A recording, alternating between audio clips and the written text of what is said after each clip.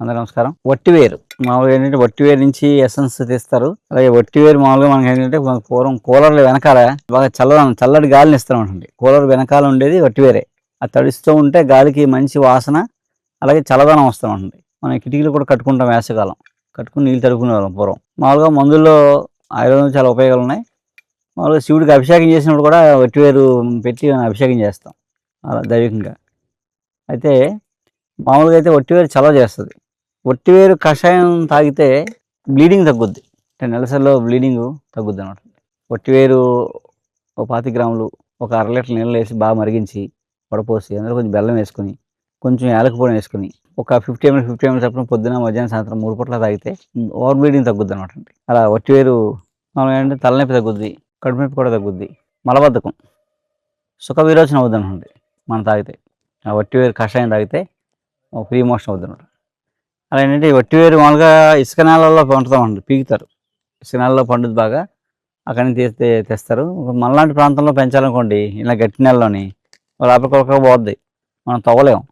అందుకని మేము ఏం చేసామంటే ఇక్కడ టెక్నిక్ మేము ఏం చేసామంటే ఇట్లా గొట్టాల్లో వేసామండి. మామూలుగా యాక్చువల్గా అయితే మనం ఫస్ట్ టైం వేసినప్పుడు ట్రైల్కి ఒక 20-30 వేసాం గొట్టాలు. ఈ ప్లాస్టిక్ గొట్టాలు ఖాళీగా ఉంటే వేసేసాం. కానీ ఇప్పుడు ఏం చేసాం, పంట పండించడానికి ఇది ట్రైల్కి వేసాం, వర్కౌట్ అవుద్దావదని. పంట పండించడానికి మేము అక్కడ పైలట్ ప్రాజెక్టులో ఒక 100 మట్టి పైపులు తెచ్చాం, మట్టి పైపులు వేసాం. నెక్స్ట్ ఇయర్కి వస్తామంట బాగా. ఇప్పుడు ఇది లాస్ట్ ఇయర్ వేసాం, తీయండి చూద్దాం ఎంతవరకు వచ్చిందో. సరే, మహాశివుడి పరమశివుడి జట్లా ఉంది రాజుటం. అబ్బా అద్భుతం. ఇది 6 నెలల్లో ఇంత వచ్చింది కదా, ఇది 8 నెలలు ఉండాలి యాక్చువల్గా. 8 నుంచి 1 ఇయర్ ఉందనుకోండి ఇంకా ఎక్కువ వచ్చేస్తామట, ఇంకా అలా అవుతుంది. మామూలుగా మనం అభిషేకం చేసినప్పుడు కొంటాం కదా, అభిషేకానికి వాసన అంత ఉండదు.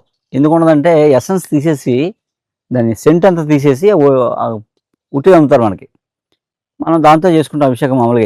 మామూలుగా మనం శివుడికి మనం స్వచ్ఛమైన అభిషేకం చేయాలన్నప్పుడు వట్టివేరు స్వచ్ఛంగా వాడుకున్నప్పుడు ఒక మొక్క గొట్టంలో వేసుకున్నాం అనుకోండి, ఒక 6 నెలలు వదిలేసాం అనుకోండి, మీకు బోల్డ్ వట్టివేరు వస్తుంది.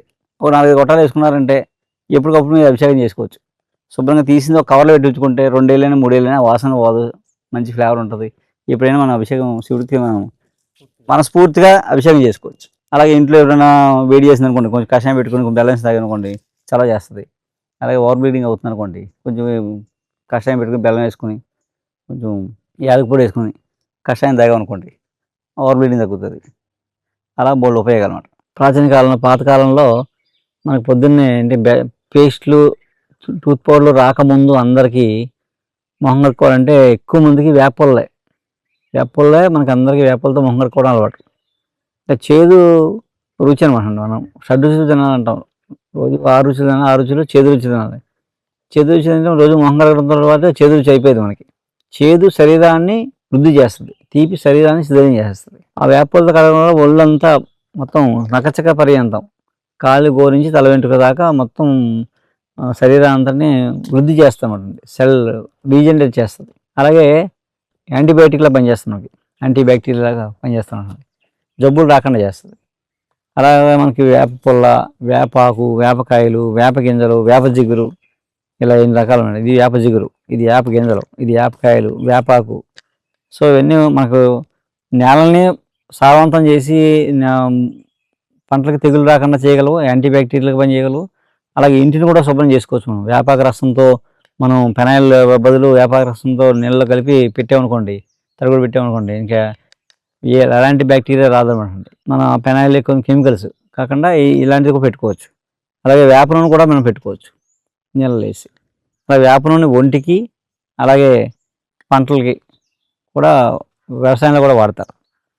అలాగే ఇంక వేప జిగురు ఏంటంటే మనం చాలా మటుకు ఏంటంటే వేప జిగురు ఆయుర్వేదం టానిక్లో కూడా వాడుతుంటారు.